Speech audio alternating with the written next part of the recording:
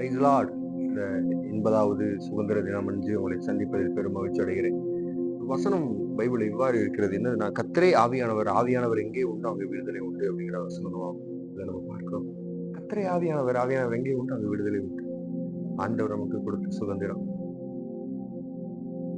கர்த்தர் நம்முடைய வாழ்க்கையில எவ்வளவோ பெரிய கஷ்டங்கள் இருந்தாலும் சரிதான், எவ்வளவு பெரிய பாடுகள் இருந்தாலும் சரிதான், எவ்வளவு பெரிய கஷ்டத்தின் மத்தியில நம்ம நடந்தாலும் சரிதான், கர்த்தர் நம்ம கூட இருக்கிறார், கர்த்தர் எனக்கு கொடுத்திருக்கிறார், கர்த்தர் என் கூட இருக்கிறார்.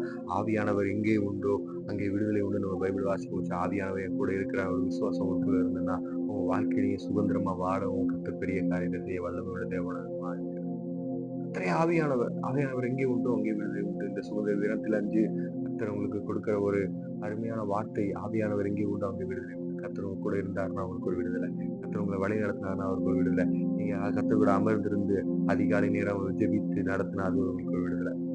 சுதந்திரத்துக்காக ஜெபிப்போம். கர்த்தர் நம்முடைய வாழ்க்கையில ஆண்டவர் நமக்கு சுதந்திரம் தருவான்னு விசுவாசிப்போம். கர்த்தர் ஒரு பெரிய காரியத்தை செய்ய வல்லமையுள்ள தேவனாக இருக்கிற உங்களில் அனைவருக்கும் இனிய சுதந்திர தின நல்வாழ்த்துக்களை தெரிவித்துக் கொள்கிறேன். God bless you.